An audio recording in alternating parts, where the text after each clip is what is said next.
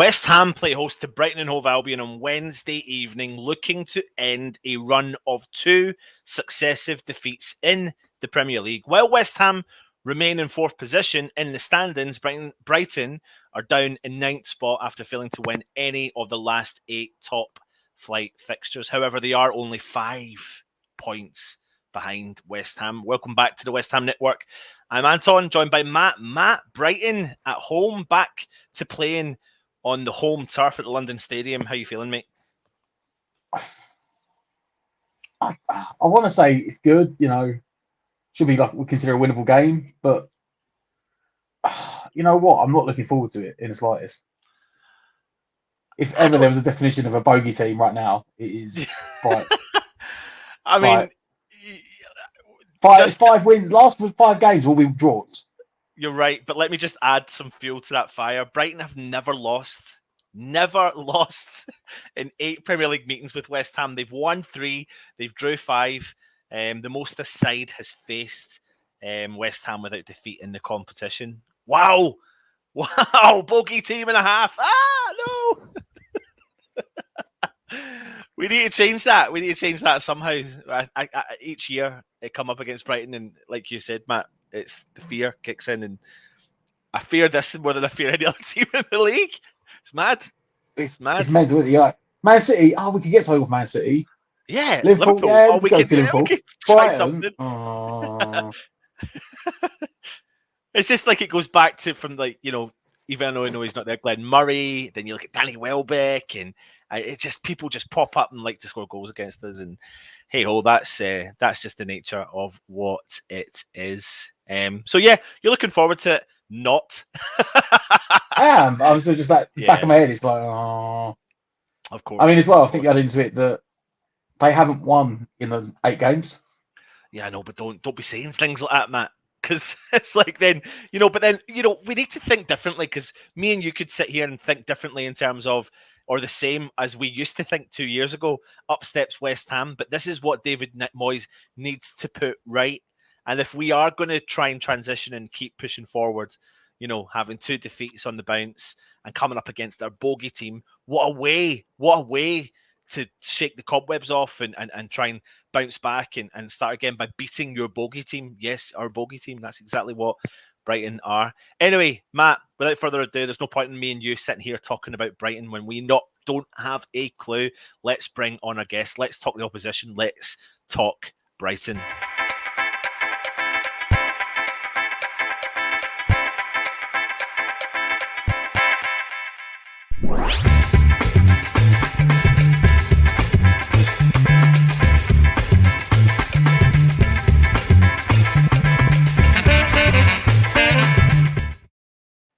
Everyone, please welcome back to the channel, AD.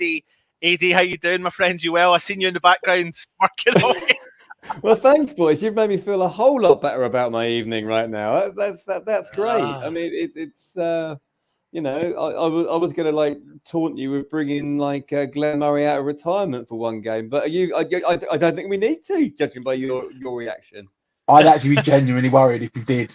Yeah, I actually think I would as well. I'm like PTSD if you see Glenn Murray up front tomorrow. So listen, it's been welcome back to the channel, AD. I totally appreciate you taking the time out to come on and speak to us again. I think this is your potential hat-trick appearance, I think, something like that. But a lot's been going on with Brighton. A great start to the Premier League season, but not in form of the last 8 games. So if you don't mind, kind of tell us what's been going on. We've kind of just reverted to type. I mean, anyone who saw our performance against Leeds at the weekend will see that we're back to being the XG champions of the world, and without bothering the scorers. And it's a game where we played some excellent football. We were very, very comfortable, and we should have won the game. But unfortunately, it just didn't quite happen for us. There were some glaring misses. Neil Morpie, we're looking at you. But we hit the woodwork 4 times, I think it was. And it was just very, very, very frustrating, really. But I mean, we've not lost many of the games that in that run. We've been picking up a point. If you can't win, draw at the end of the day.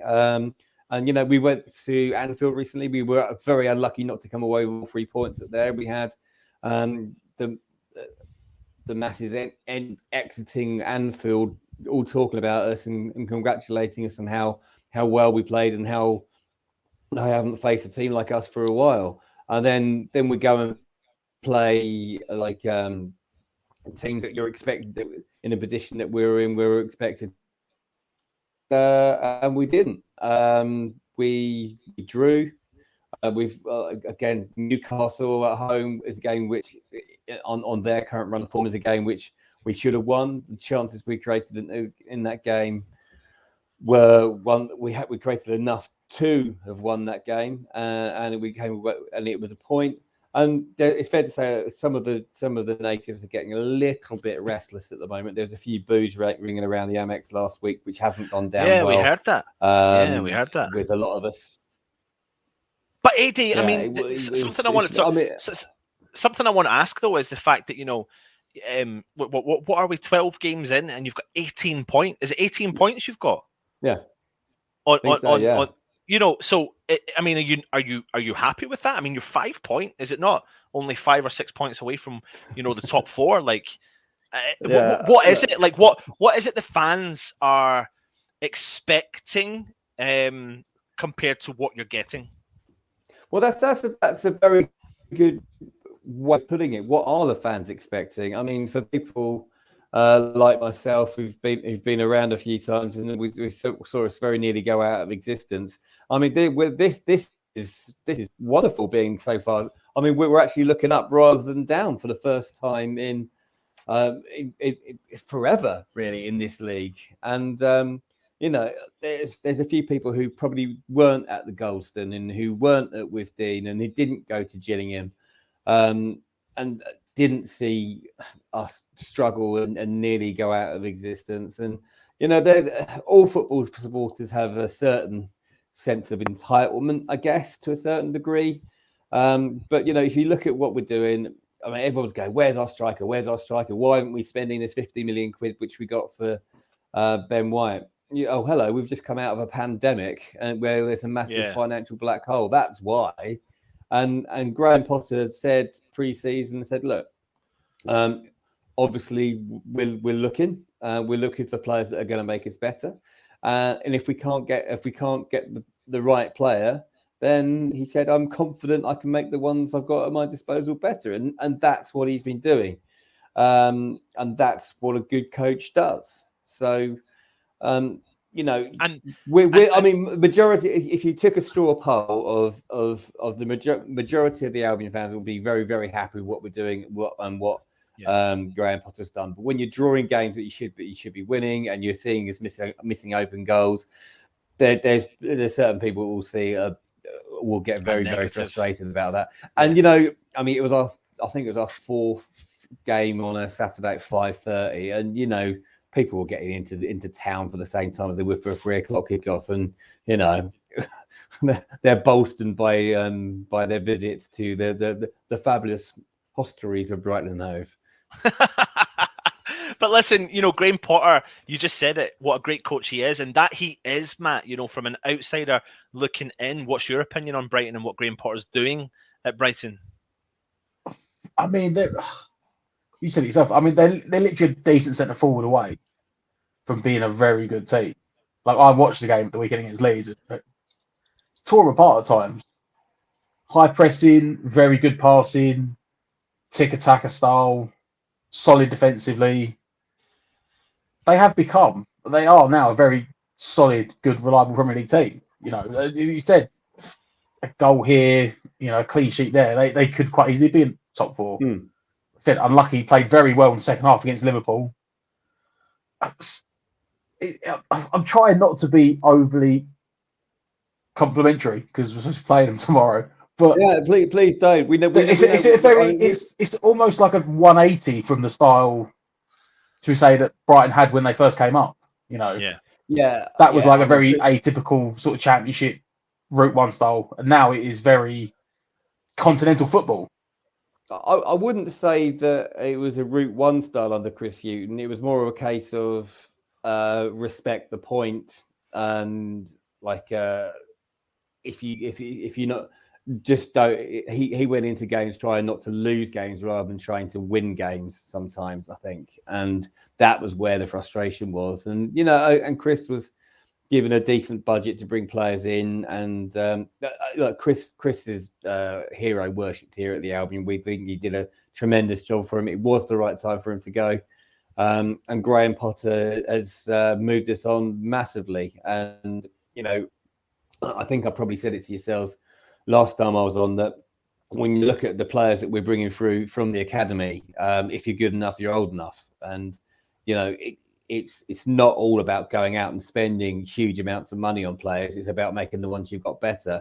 And if you've got a decent academy, which we have, giving those in the long run, particularly as clubs are coming out of COVID. I mean, the bubble will burst at some point financially for all the clubs. There's not only a certain amount of money that you can spend on players, and when you're seeing people spend 100 million quid on one player, you think, wow, I mean, that will keep someone afloat. I mean, when you look at how many clubs are going out of business at the moment, it's ridiculous. And you've got to look at it realistically. That we know where we're at. We're Brighton. We're probably not going to be winning the league anytime soon. But we look at sides like yourselves and like who are in Europe this season, having struggled for a few seasons, and like very nearly. Being in a relegation scrap until David Moyes came back. That's where you've got to be looking, and that we've got ambitions to be a top 10 club, and I don't see any reason why we can't be. But I'll tell you something though, Eddie. What I will say is the style of football that you do play. When I think back to the Liverpool game in particular, I mean, you just consistently, it's like you refuse to go long. It's just about ball to feet, ball to feet, ball to feet. And that all starts with your goalkeeper. Is that something that Graham Potter has insisted that you do? And that's probably what cost you the Liverpool game, but equally took you into the Liverpool game as well. What is it about the style of play that Potter's bringing to Brighton? Well, like I've said, it's looking at the players you've got and trying to make them better, and actually not trying to shoehorn players into the wrong position. When we see the team come out, you see the team, but you've got absolutely no idea what the formation is going to be, and he expects our players to be tactically fluid, and you will see players. Not necessarily playing out of position, but they will be comfortable in whatever role they've been asked to do, and try and be progressive. I mean, you've had the graphic there of Bob Sanchez there. Yes, yeah. I mean, he's only a year into his Albion career. He was fourth choice at the beginning of the season, where he did make the breakthrough. But Matt Ryan was great with the ball at his feet as well. But he got an opportunity because of injury and international breaks and what have you. And like I said, Chris Walton had a serious injury in a pre-season game, and he got given the opportunity to come in and stake a claim, and he has done. And he's been absolutely magnificent, to the point where not only has he been brilliant for us, he's actually got himself into the Spain team, and he's actually won a cap already, and they're rating him very, very, very highly, and we're delighted by that. But then you're looking at the others. So you're looking at someone like Tarek Lamptey, for instance, who he saw the players that he had ahead of him in the pecking order at Chelsea. He said, well, am I going to get my chance here? I mean, the chances are he's good enough to maybe have got the chance at Chelsea, but he thought that he had, if he's young and he wants to play games, he thought he could do that by coming to us, and he's been absolutely brilliant. And when you've got him and Cucurella bombing down each wing, that's terrifying for defenders. I mean, you look at someone like Antonio. People hate it when he's running at people with pace. People hate it when they're having players running at them. And these guys are skillful, they're quick, and they're putting the ball into the right areas. Unfortunately, we haven't quite managed to find the right player to finish those chances off yet.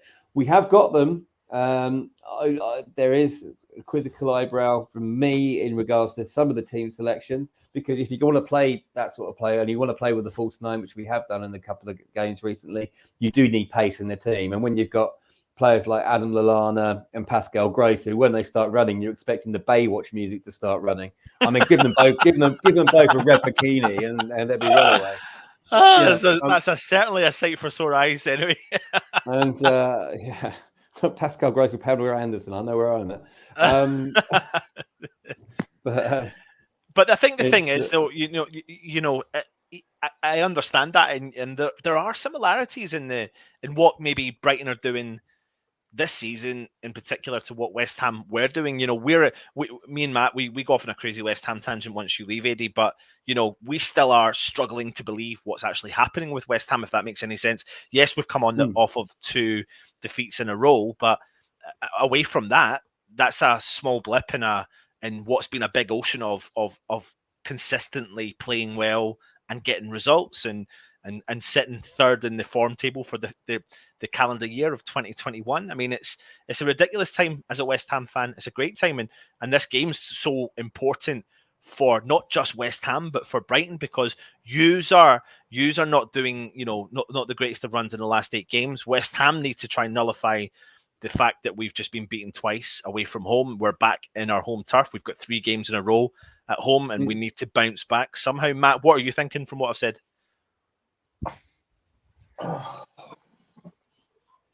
Yeah, I mean, really, I can't say anything about us. I'll leave us to later.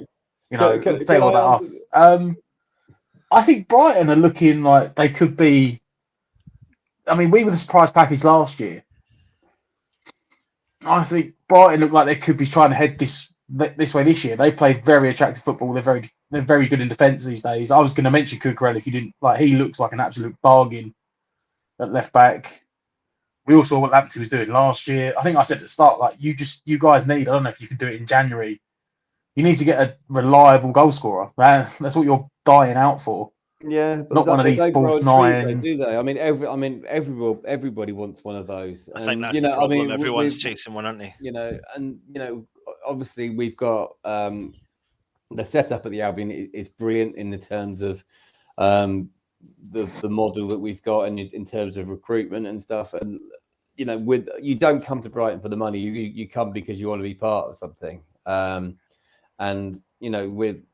We're doing it the right way, and if we can't get this striker, as much as like a lot of our fans will be moaning their bottoms off and go, "Where's our striker? Where's our striker?" Look, I mean, we know, everybody knows, we know where we're lacking, but it's like, who do you sign? You can't just.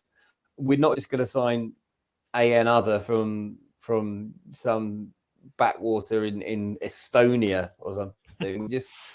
It's got to be the right player. We've got a no dickheads policy at the club. We're not going to have someone who's going to upset the apple cart or the wage structure. So there will be someone that comes in at some point. I can't mention any names. I've heard a few bandied around, but it's like, I'm not mentioning anything because we know what that does. Yeah, but going back to what you were saying there, Antonio, about having these games back at home, it's almost as if you've turned a corner at the stadium, and people are actually starting to enjoy going there now because Moyes is putting players on the pitch that the fans can get behind. It's not just someone picking up a massive pay packet and coming for the money. It's teams that they're sweating blood and thunder for the claret and blue there, and it's and that's all the supporters want to see. They want to see people.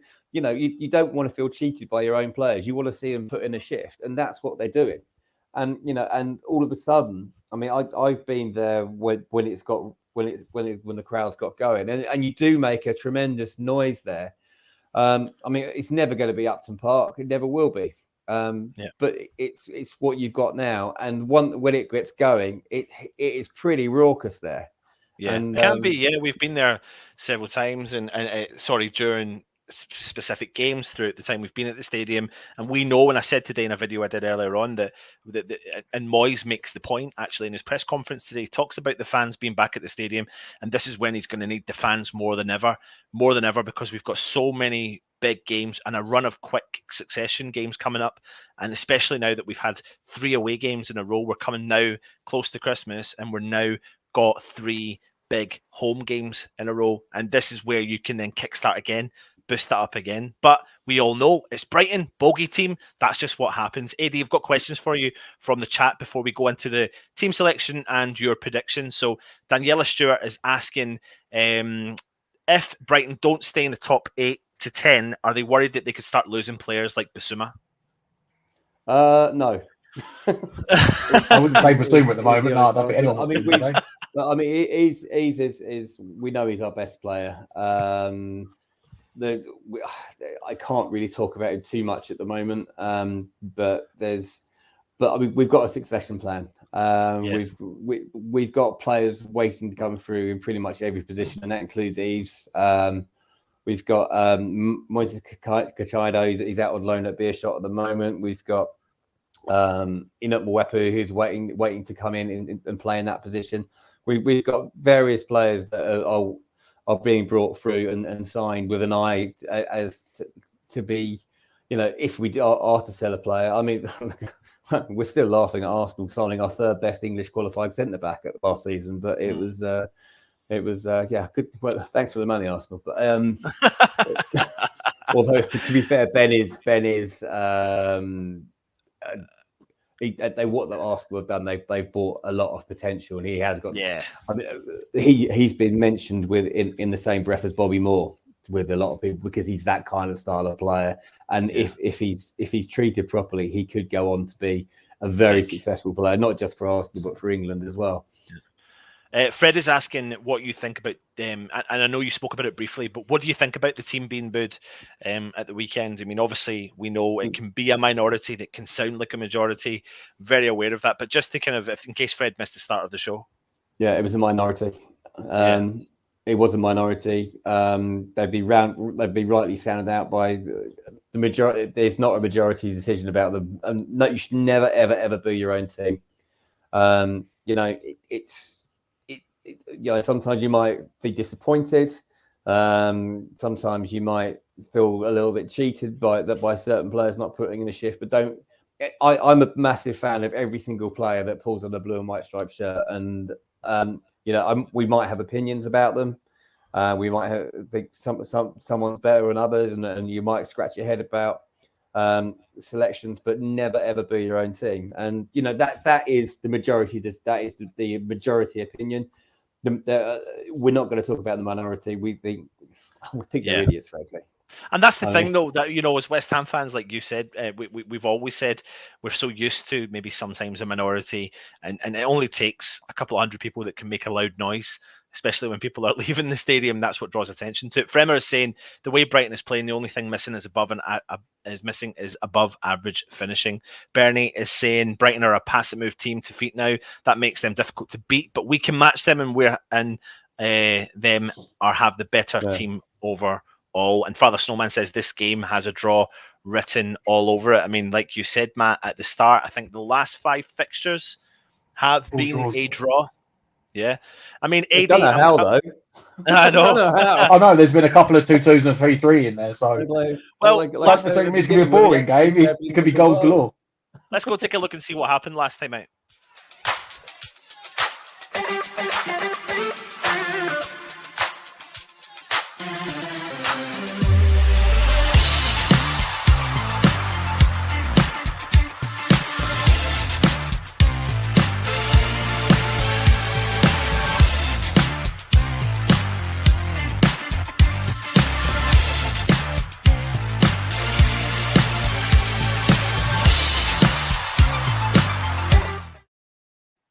There you go. It was 1-1 at the Amex last time out. Now we're obviously back at the London Stadium. But I want to bring up the team that Brighton put out against Leeds last time out for yourselves, Eddie.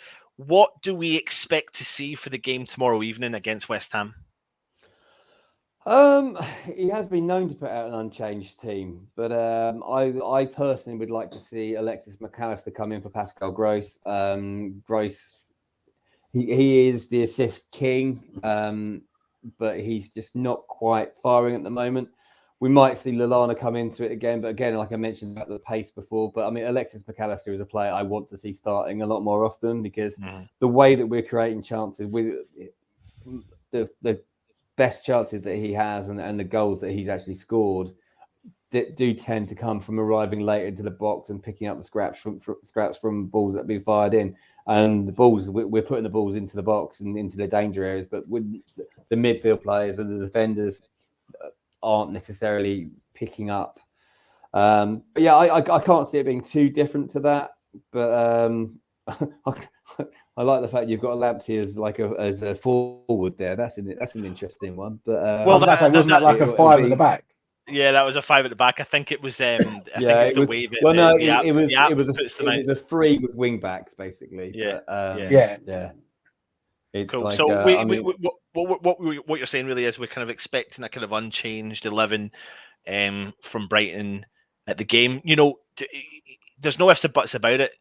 Do you think they'll be thinking about the fact that they've got a good success rate against West Ham in the Premier League? No. Or do you think Potter? No, not at all. No, of course not. I mean, it's like, you know, do you think about your last history lesson at school? No, it's like, you know, I mean, do I think about going to Upton Park and being beat 6-0? Actually, I probably do.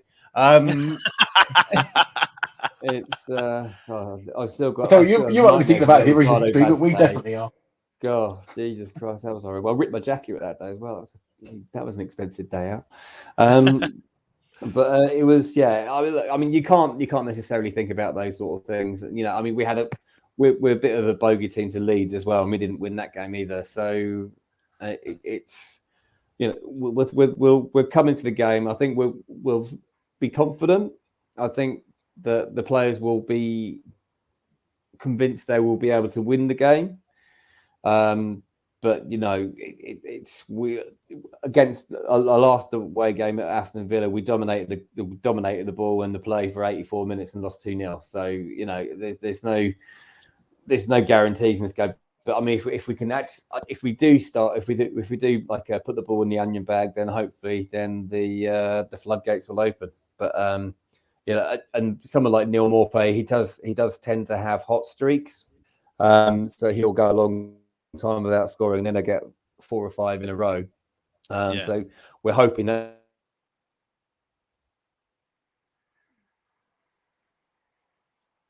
Oh, have we lost you, Eddie? Can you hear Matt? Me. Oh yeah, it's not me. I can't hear him. Yeah, I'm still here. Oh, we've got you back. Yeah, so, we've got you back. Yeah, I'm back. Cool. So I suppose that really brings us to the nitty-gritty. Let's discuss your predictions for tomorrow's game then, Eddie. What do you think will happen at the London Stadium?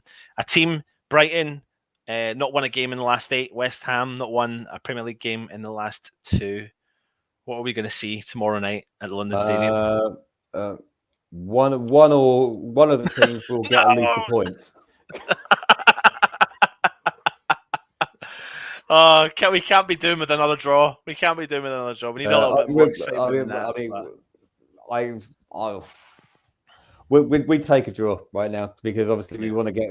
I think that there was a lot of frustration after Saturday, but the performance was good. We've been generally quite good. We were unbeaten until the Villa game last time out, and we want to get a good result away from home again. So yeah, we'll try and win the game, but you know, if you can't win the game, at least take a point. So as AD has said, and I'm going to get Pyle stick on the fence. There's no real injury concerns from Brighton. You're expecting a kind of similar lineup. You would like to see one change made in that team, but you expect it maybe not to happen. And you're predicting a 1-1 draw, just to add to the draws that we like doing with each other. Since you and West Ham have met each other in the Premier League. Eddie, mate, it has been an absolute pleasure again to have you on. I'd love to have you back on again for the return fixture. And as we always say, all the best after tomorrow's game. Of course. Like down the irons. AD, thank you very much for joining us, mate. I do have one last question. Who's the West Ham player you fear the most, AD? Antonio, of course. He's like, although we're very solid defensively, but I think we can cope with him. But he's when you see that, like, the goal he scored for Jamaica the other day, that was hello, phenomenal. We'll just stand up and applaud. They've done that for us, though. Don't worry about that. Yeah, well, he switched his form. He'll do that tomorrow. He'll do that tomorrow. It'll be in Rose Ed. He's taken his current West Ham form, given it to Jamaica, and just forgot the fact that he was on form for West Ham and kind of just sat back. But he's due to kick back in again for West Ham. But let me just read the stats to you for both sides. Brighton have played 13, and as have West Ham. Brighton have won 4 to West Ham's 7. Brighton have drew 3 to West Ham's 4. Brighton have scored 12 goals. West Ham have scored 24. Brighton have conceded 14. West Ham have conceded 16. So like you said, defensively solid. You just can't get that ball in the back of the net, AD. So you never know. It just makes for a big, fat 1-1 draw or 0-0 draw right in front of our eyes, doesn't it? Yeah. Listen. Well, as we may have pointed out, the ball goes between the white things at the end.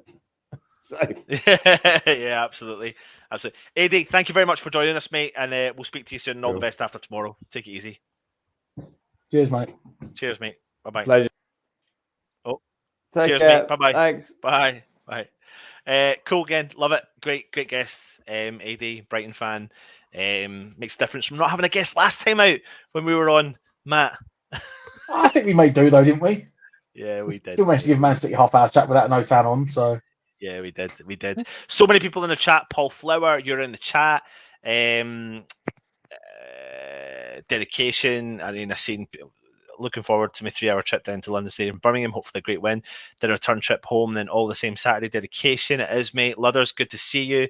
Thank you for joining us. They are flying at the moment.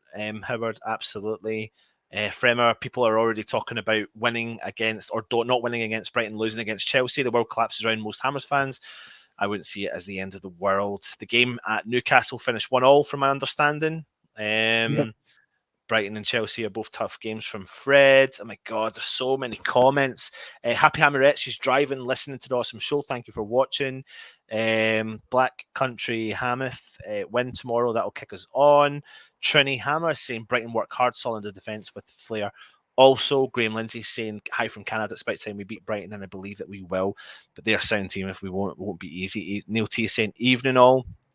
Mandy G, you know Newcastle are just going to offer Jesse stupid money in January. We'll leave that for a transfer show. Mate, they might be gone by that point. At this rate. Yeah, they might be gone by that point. Might be too late. Yeah. What are they? What are the points just now? 7, I think. They're on 7. And they got Burnley next, but after that they got something stupid like I think Chelsea, Liverpool, Man United, Man City. Yeah. Arsenal. Well, listen, let Newcastle worry about themselves. It's time to talk West Ham.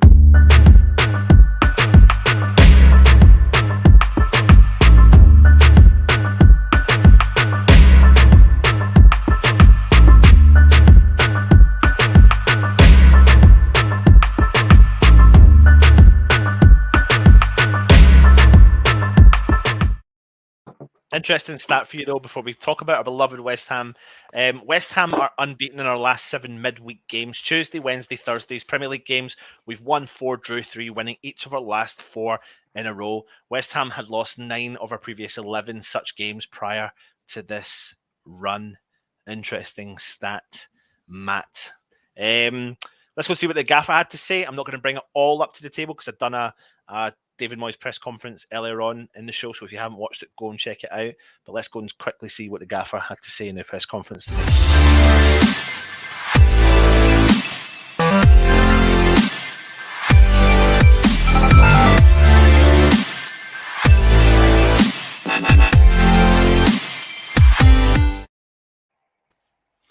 Cool. So I did do a show earlier on. Like I said, go and check it out.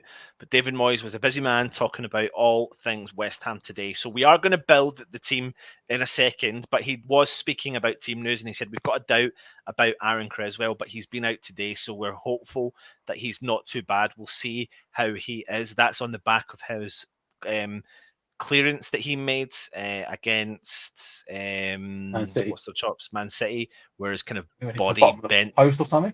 Yeah, it bent kind of like behind the post. But I mean, if he is missing, we'll talk about it in a minute. We can see what other options we're going to do. He then does go on and talk about Ben Johnson. He says he's a great boy to work with and he's had to wait. He got his opportunity and he's been great. We've been really pleased with Ben and he had a really good game against Raheem Sterling. He started the season really well. Sometimes an opportunity comes, you say it to any player in the squad. Sometimes you need a couple of games and he's taken it. He's earned the position and the chance to get that jersey. So, Aaron Creswell's a concern, but he really bigs up Ben Johnson there. And again, when we come to the team lineup, we can discuss who we think will start from that. He then goes on talking about how the fans are amazing. It's good for them to be back, etc., etc. Get the comments in. Let us know your thoughts. But it is time for you to tell us who you would like to name in the starting 11.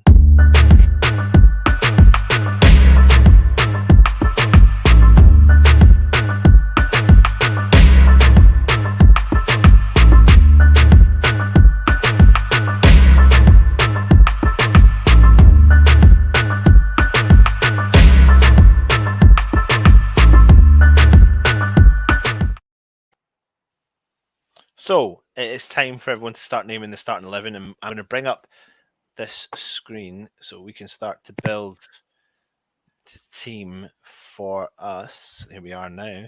Let's bring this into the equation.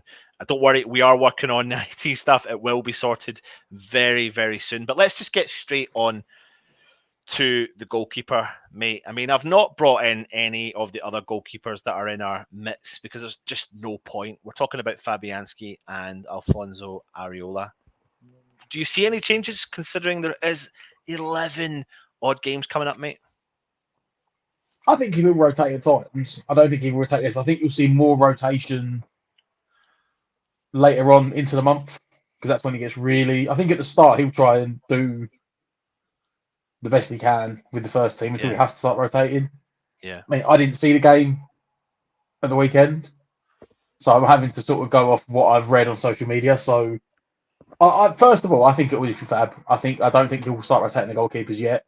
No, I agree with you. But at the same time, depending on who you believe on social media, either Fabianski was absolutely fine or he was absolutely awful. So crazy. I actually thought he was quite good. So, but let's just. I'm going to assume it's bad because when the fan base is split like that, it generally means that he's probably been all right.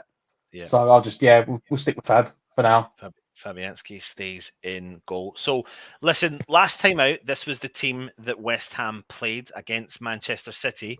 So there was some changes and some cheeky little surprises. Bowen didn't make the starting lineup, tactical decision. I am going to suggest that we're going to see a different starting lineup. Do you agree that we're going to see a different starting lineup? Yeah, it's not going to be that team. Right, cool. So let's get straight back into it. Let's talk about formation. I'll say probably, what was the formation on Sunday? Because I've read some people saying it was that and some people saying it was 5 at the back. So... I think there was a few times it was switched, to be honest. But I think what Masuaku brings to you is the ability to switch it and bring it back to a 5. But the key, I suppose the key thing here is whether or not this man actually is fit and ready to go for the game tomorrow. Aaron Creswell, because of course, like he said in the what do you call it? In the press conference, that he's not actually sure that he might make it, and that it would be a big loss for West Ham. So that would actually tell me that he doesn't make it. Yeah, that would tell me he doesn't make it. Yeah. So I'm bringing out the fullback options that we've got, players that can play left back and right back. So if we're committing to no Aaron Creswell, so let me just bring Aaron and put him down here for now. Purely as well, so if you think he's either going to want him 100% for Chelsea, so they won't risk him, or he might need a week, in which case they go, Yeah. you know what? Yeah. We've still got even after this week, we've still got what, 8 games? Yeah. 7 games in December. It's a game Yeah. of 3 days. He's like, if he doesn't think he's 100%, he won't risk him. So I don't think he will play. Okay. In which So- case, Well, before we left back discuss, option, yeah, we'll go through what's the left back option then. I would say Johnson. Right, interesting. So we're going to come on to a bit of a debate here. Okay.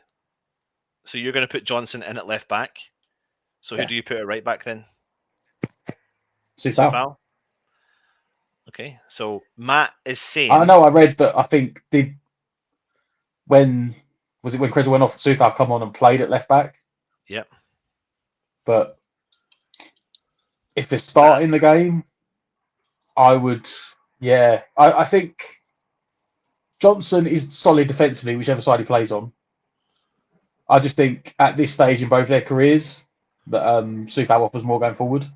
So I'm gonna make a suggestion here. I'm basing it upon what David Moyes had to say. He absolutely rammed home Ben Johnson's position in this team in that press conference, and he's deserved of his position and the fact that he actually did play quite well against Manchester City. So I personally don't see him moving from that right back position, because I actually think that would be a bit of a crazy decision. I when don't you've got a think player it's. that's got momentum, then why move? I don't. The thing is, I wouldn't say it's a punishment. No, I don't think it is a punishment. I would say I would say it's because of the fact that I think he's far more versatile Yeah, than Soufal. yeah, Like, I don't think you get the same output out of Johnson whether he plays on the left or the right. He'll still get forward. He'll still try and put crosses in. cool. But I don't think you get as much attacking wise out of Johnson as you do out of Soufal. Yep. In which case, it would almost like handcuffing yourself. Like you're tying your own hands. Yeah. If you play him that way, because you're not going to get you'll get the same amount out of Johnson on either side, because he's proven he's versatile enough to play both sides, but you won't get the same out of Soufal. Cool. Changing mid-game is very hard, right? Coming off the bench to play on that side, I can understand, because you're literally just going out of one position. You wouldn't really want to change it mid-game, especially against Man City, where you've been so switched on tracking the run on the outside, then you've got to switch sides. But if we're starting a game, I would... Yeah, I'd say it's that way. But having said that, I mean, are we in agreement that it'll probably be those two fullbacks? Yeah, I agree. And it'll just be who plays what side. Absolutely. Absolutely. Right. We're both ruling out Arthur, yeah? We are. Absolutely. There you go. Mandy G's agreeing I mean, with he's you. still watching, because if he is, I might Exactly, change my Matt. mind. Mandy's agreeing with you. Paul Flower is saying, if no Creswell, then play Johnson and Soufal. Paul Evans is saying Soufal, and everyone else is pretty much agreeing with you there. Right, I've got rid of Augie. He's obviously injured for the season, so we're going to have 2 centre-halves. Last time out, we saw Mr. Craig Dawson and Kurt Happy Zuma. Do you think there'll be any changes in the centre-half position? Well, I mean, straight away Zuma's in, obviously. Yeah. Again, I've only seen like the 3-minute highlights from the game at the weekend. So again, social media. Dawson was either had a good game, wasn't at fault for the goals, or he was absolutely awful. Yeah. So the fact it's so split, I'm assuming Dawson was all right. If he wasn't at fault for the goals, he's not going to get dropped. No, and I don't think he is. I think we're going to see that same partnership He again. will persevere with this. It will get changed even in this month. It will get like changed, you said, we've got absolutely. games It coming will get thick and changed. fast, Yeah, and yeah. rotation will come in. But for now, early into this big run of fixtures, he's going to want to play the best team for as long as possible. So, Yeah. But that doesn't mean that Diop's not potentially considered for the best part of the team. It's just the fact that Dawson's been in the run and has been, look, we've got 3 starting centre backs. Well, actually, we've got 4 starting centre backs, obviously. Yeah. But at the moment, it's their turn, and something will happen, or even fitness will come into it, and Diop will get his turn. And Diop might come in for a game, play really well, and then Dawson might get back in the team again. Yeah. It's not necessarily that Diop's not good enough. It's just at the moment that's the two that Moyes wants to go with. Absolutely. And until they have an absolute stinker between them, they won't change it. And even if they have a stinker, I don't think it'd be Zuma that got changed. Right, okay. Let's get into the central defensive pairing players. I'm going to bring out the options we've got available for this. I've got 2 of him, so I need to take that out. So there's the 4 players we've got a choice of. We've got Declan Rice, Mark Noble, Tommy Soucek, and Alex Kroll. Again, for me, this will be a game where if there wasn't the injury at the left back situation, I would probably say this would be a game where Kroll would start because, as we said, he's going to have to start at some point. They're going to have to rotate at some point. Yeah. However, Moyes doesn't like making lots of changes. No. And he's already had to change both. Well, he's had to change one fullback, possibly rotate both round. Yeah. In which case, I think he's just going to go for the 2, isn't he? Yeah, he's not going to change him. No, I don't think he is either, to be honest. I think as well, I think if we take into the fact that, yes, they've now got to play 3 games in a week, but then they're going to get a week off, essentially. And the thing is, though, mate, at the end of the day, this game has become... None of them are going to be playing in the Europa League game. This game has become as important as any game we've had in the recent couple of months because we don't want to go for a 3rd game. Don't want to go a little run of losses, no. No, absolutely not. So you're going to need all the players firing on all cylinders. So let's keep them in there. Shall we just commit to putting Antonio up top? There's no point in really trying to change that. Yeah. Okay, that leaves Not us... until we get our new £20 million man in January, whoever it's going to be. That leaves us have an option to rotate it. 3 more positions. Are we bringing Bowen back into the team? 100%.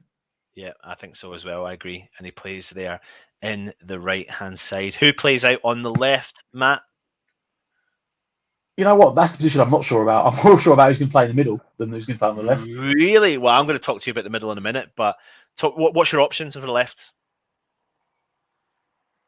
Fornals or Vlasic? I can't see it being Vlasic, if I'm being brutally honest, mate. No. I'm thinking again rotation, so I think it'd be Fornals. Yeah. Do you? I was thinking again. I was getting into how many changes would he make in a game that is an important game. Yeah. But also, not forget that there's no pressure on players to get game time because we've got that Europa League game next week where anyone that's not really played is going to get the playing time. So, Fornals. Yep. You know what? I think we might be in agreement with this one as well. This next one. Yep, I think we are. Well, this is something that I'm going to bring to the table, try and explain it in the best possible way. Now, you've got Benny and you've got Lanzini. You've got 2 players that I actually think can share one position at West Ham, if I'm being brutally honest. I think that whoever starts in the hole out of these 2 will not maybe potentially finish the game in the hole out of those 2. So I think there is a shared position here. But it's now a case of whether or not Lanzini has done enough to start the game. And in my opinion, in my honest opinion, I would play Lanzini in the hole. Yeah. So I think I keep saying, you can't start him. But in the last month or so, whenever he's come off the bench or whenever he started in the cup games, he's played well. Yeah. And if you've got the mobility and the pace of Fornals, Bowen, and Antonio around him, and you've got the 2 midfield engines behind him, he doesn't have to do that much running. No. Fornals. He can play the dictator role. He could do the Paul Scholes role, the PLO role. He can just sit there and spray the passes about. Yeah. He doesn't have to do all the running anymore like he did when he first came in. And you're right. And the fact as well is that, it's now we have, unlike 2 years ago, now we have the options for him. You said he doesn't have to. He could go out there and tell him, run your socks off. And he might go, but boss, I'll be knackered in an hour. Don't matter. Yeah. We'll get the hour out of you and then Ben Rama can come in or Vlasic can come in. We have options that he doesn't have to see out 90 minutes. Yeah. And I think his performances have warranted him actually getting a chance, to be fair. Yeah. I mean, I see the goal. He scored a cracking goal Sunday. Unbelievable goal. Yeah. And he actually did. He did all right when he came on as well. But this is the thing about this team. We're going to rely heavily on the squad, and this is what we're doing. And we're starting to see the Lanzini of old. I think he does that several times throughout the season. He's going to play with creative players. He's got the protection behind them. He gets a bit of time on the ball. He can also slip into that position if Declan Rice decides to go further forwards. He can sit back and dominate play from deep in that position. But there you go, everyone. There is our predicted lineup. We're going with a tactical change at the back. So we think Ben Johnson will move over to the left back position. Soufal will come back in at the right back position. And really, there will be another change with Bowen coming back into the team after the tactical decision that Moyes made last week, with Masuaku starting and Lanzini taking Benrahma's position. But the thing is, if Lanzini doesn't and it is Benrahma, I'm not going to get pissed off at that either way. No. Because you've got two creative players that are, you know... I mean, well, that also means that something we missed last year is even if he doesn't start, it means he can come off the bench again. It means you have impactful subs. Yeah. You know, especially last season and during like Project Restart, you look at the bench and we had like, 5 defenders on the 9-man bench. It was like 5 defenders, 2 goalkeepers. You got like 2 options. Yeah. And it was like Yarmolenko was one of them. So even if he doesn't start, it does mean you've got options. Yeah, of course. 100%. So, 100%. No, if he there you doesn't go. start, There. comes off the bench. Yep, there's our starting lineup for you. So hope you have enjoyed that. Let's see what the chat's saying. Lanzini and Benny would make a perfect duo. The rush in the final touch is becoming a big problem. No excuse for. He's got to work his finish. There's maybe an argument to try the both of them against specific teams. It's just a lot of creativity. But I actually do think that Sahil has a point here. If I'm being brutally honest, I think we've seen it sometimes that they can actually play quite well together. There's that kind of understanding on creativity that they've both got. So it's just whether or not who will change for that role. But I wouldn't be surprised, Matt, if you see moving forward, because we've got so many games, changes like that being made and seeing who can play. Well, you could see that at some point. Yeah. Yeah. If we say we've got one of the quote unquote lesser teams coming up, yeah, you absolutely. quite easily see Fornals dropped and Bowen, Benrahma, and Lanzini. Yeah. Paul Flower saying, if no Creswell, then play Johnson and Soufal, which we've discussed. Daniela is saying, I think the one more yellow card for Rice and he misses the Chelsea game means he could be dropped. I don't think. Good point. No, I know, but I don't. He does. He's got 4 and he's one more yellow away, Daniela. But I just don't think Moyes is going to do that, because you drop Rice for this game and you lose this game, it puts more pressure on at the Chelsea game. And you need to get over that pressure. You need to nullify that problem immediately, nip it in the bud. So I can't see it, Daniela. I can't see it. I really can't. Trinity is saying we need a proper replacement left back. Johnson is not effective at left back as right back, and he has become an asset at right back. Fred is saying Dawson and Zuma. Paul Evans is saying Dawson. Hammerhead is saying Kroll or Lanzini. Hammerhead is also saying Antonio won't play against Brighton, lads. I don't agree with you, Hammerhead. I think he will. I think I know they're a physical defensive side, but I do think that Antonio can cause them problems, and he's due a kind of well-rounded, approached performance. And I think hopefully he can bring that to the table tomorrow. Mandy J saying if Diop is at least fancied centre back, will he want to leave next season? Well, I don't know, will he? If he's going to get game times in cup competitions and we progress in cup competitions, I mean, if Diop can end this season with a winner's medal, there's a squad there. We're going to have to learn to be able to play with the squad and manage these players' expectations. Neil T is saying Bowen, Fornals and Lanzini for you. Peach is in the house. Hope you're well, mate. Please stay safe.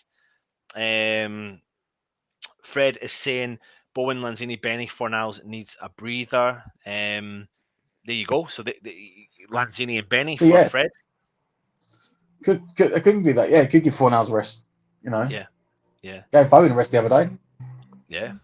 Maddie G says only concern is that Bowen and Antonio haven't looked like scoring the last 3 games, and Souček isn't getting any either.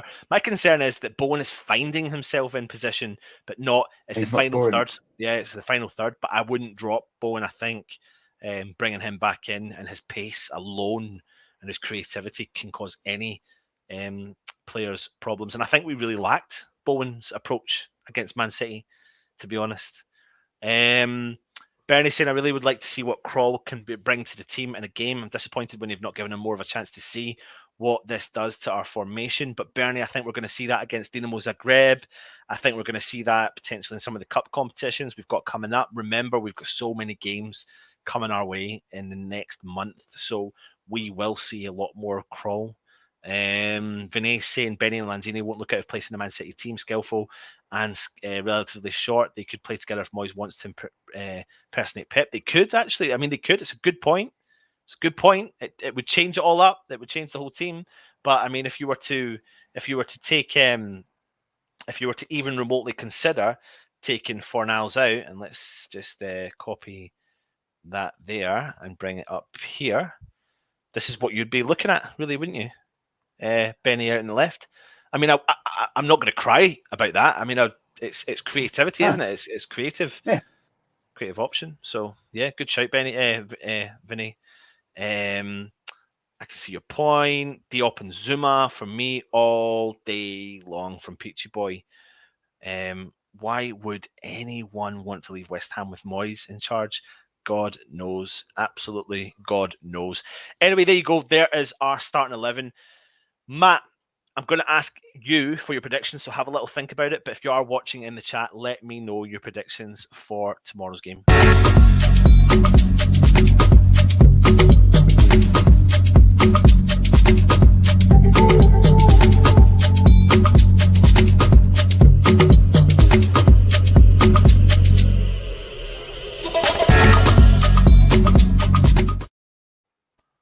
So before we do that, if you are new around here, please go and hit that subscriber button. It really does help us out. I'm trying to find it wherever it is there. Go and hit it. We're on the road to 10,000 subscribers. We're getting really close. If anyone thinks I'm feeling a little bit like lackadaisical just now, I'm a bit tired because obviously we've got a newborn baby and I've had 2 vaccinations today. I've had the booster and the flu jab. So I'm starting to feel the effects of, like, I think I might just need to go to bed and have a little long sleep in my system, and then I'll feel a lot better in preparation. You're not going to get that though, are you, mate? Well, in preparation for our match day live tomorrow, of course, join us before the game. Kickoff is 7:30 tomorrow, isn't it, Matt? Yeah, it's a weird one. Yeah, weird kickoff, and it's a full Good old round. Amazon. Yeah, it's nearly a full round of fixtures as well tomorrow. So make sure you do come and join us. I will be on talking to you about team news and giving you as much commentary as we possibly can. And fingers crossed we can get a result. And the result is what Matt is about to predict. So go for it, Matt. Let us know your predictions. I hope it's not. I hope it's not what I'm about to predict. 2-2. Desmond. Matt, come on, mate. What is wrong with you? The draws continue. Nah, I'm not having it. I'm not having it. I need West Ham to bounce back, and I want us to bounce back, and I'm going to go for a 3-1 victory to West Ham at home and give the fans, you're going to be there, mate, and you're going to be buzzing with life after this game, and you're going to wipe that, you're going to wipe that negative smile off your face and feel mate. Yeah, absolutely. Right, let's see what everyone else is saying. Trini's saying a Desmond, Mandy G saying 1-0, Peachy Boy saying 2-1 West Ham, Martin H is saying close game 2-1, Paul Evans is saying 2-0 West Ham, Pete Chapman is saying 3-0. Lee Vasallo's in the house. Lee, what are we, mate? Please let me know. So many comments, you're all talking about other stuff. David Anderson, 3-0 West Ham. We really do need a win tomorrow, and hopefully that pressure doesn't kick into us. Daniela Stewart is saying 2-0. Mandy G is saying, come on, Matt. Sort yourself out, mate. 3-1 hard-fought game from Andy Cook. Vinay saying 3-0 to West Ham. Lanzini will kick ass. Put him in the sin bin for 5 minutes, Anton. Absolutely, Mandy G. Absolutely. Fred is saying, I trust the squad to do it tomorrow. P. Gads is saying West Ham 3, Brighton 2. Peachy Boy saying Anton knows. Of course I know, mate. I know. Lee Vasallo saying 3-0, clean sheet. Love that. We'll take that right now. It'd be brilliant. Lee Vasallo says we ate massive. Not we are massive. We ate massive. Bernie saying I'd be very happy 1-0 West Ham. Boring win game. Just as long as we win the game. 100% agree with you.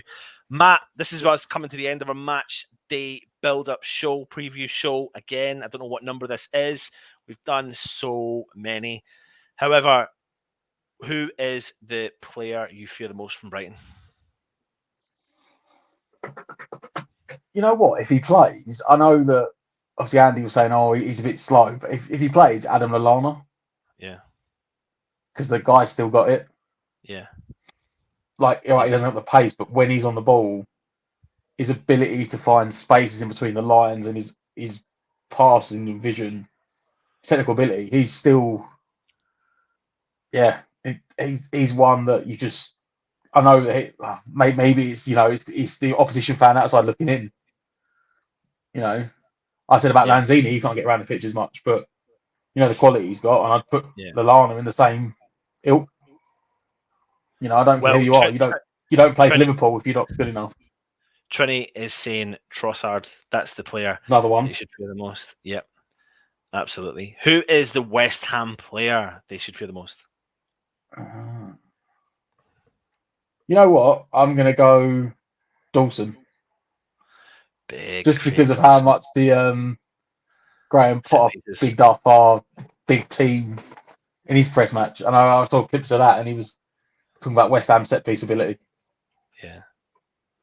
So I'll go for big Craigie Dawson. Yep, absolutely. I'll take that, mate. I will take that. Listen, thank you so much for joining us. We're on the road to 10,000 subscribers. Please make sure you do subscribe to the channel. Please hit the thumbs up. Please, if you're interested in becoming a member, do that and just go and check out our tier processes. There has been loads of comments. For some reason, I have missed some of them, but we've got Peach in the house, Vinay, Fred, Mandy, Neil, Fremer. Yes, please do that. Please hit the thumbs up as well. Ludders, Daniela, Patrick, Forge from Iron, go across and check them out. Gates is in the house. Good evening, everyone. Please like, comment, share, and subscribe to West Ham Network. You know it makes sense. So listen, thank you for joining us. Stay safe and enjoy the game tomorrow. Come and join us for the Matchday Live. We will be on reasonably early, but you have to subscribe and hit that bell notification, then you'll know when to look out for our show. Thank you for watching. He's been Matt. I've been Anton. Come on, you Irons.